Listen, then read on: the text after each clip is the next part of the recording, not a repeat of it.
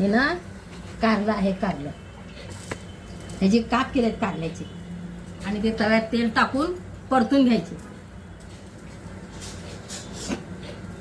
Wafers सारखं करायचं.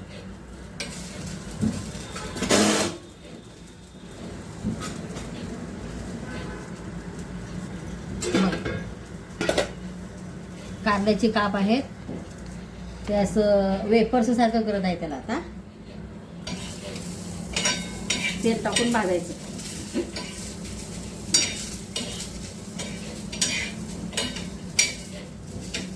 चांगलं कडक होईपर्यंत भाजायचं. वेळ लागते जरा. बारीक गॅस करून तेल टाकून भाजायचं. जरा वेळ लागते पण बारीक गॅस करून तळल्यानंतर चांगले खरपूस होतात, कडक होतात चांगले वेफर्स सारखी.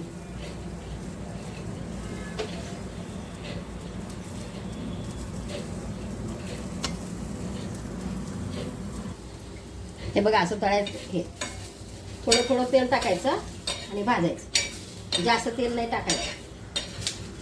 गॅस मात्र बारीक ठेवायचा म्हणजे छान तळलं जाते.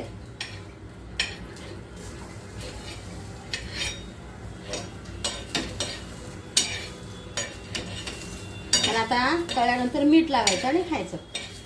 खूप छान लागतंय वेफर्स सारखं.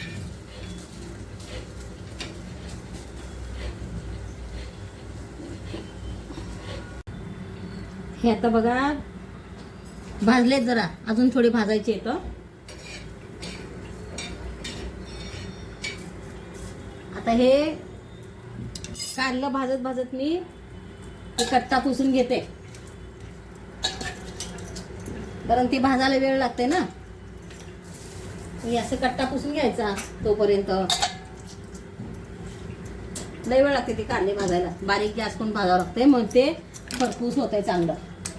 आणि मोठा गॅस करून भाजला ना तर ते असं खरपूस होत नाही आणि चांगलं पण लागत नाही. हे बघा हे सगळं असं स्वच्छ करायचं भाजत भाजत. पावडर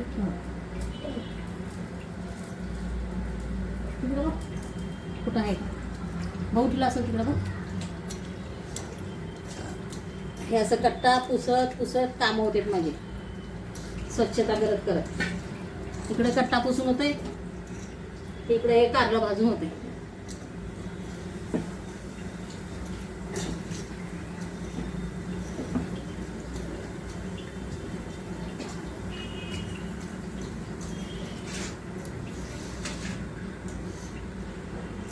कट्टा पुसून झाला आणि इकडे कारले पण भाजून झाले.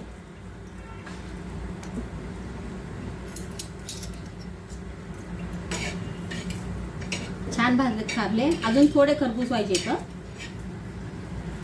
हे करत करत माझं काम झालं. कट्टा वगैरे पुसायचं, सगळं आवरायचं झालं. तिथं कोण उभं राहायचं ते भाजत. त्याला लय वेळ लागते म्हणून असं कामात काम केलं.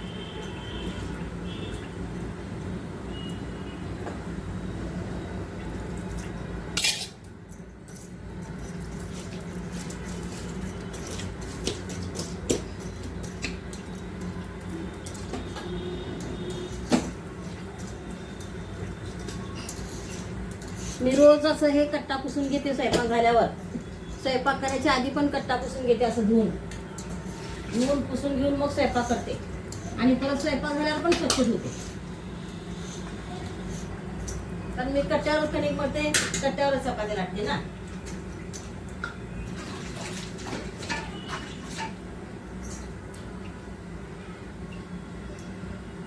मग ते कट्ट्यावर कणिक मळायचं, कट्ट्यावर चपात्या करायचं. मग ते आधी पण धुवावं लागतं, नंतर पण स्वच्छ करावं लागतं. कणिक मळायची कट्ट्यावरच, कणिक मळून चपात्या पण लाटायच्या कट्ट्यावरच.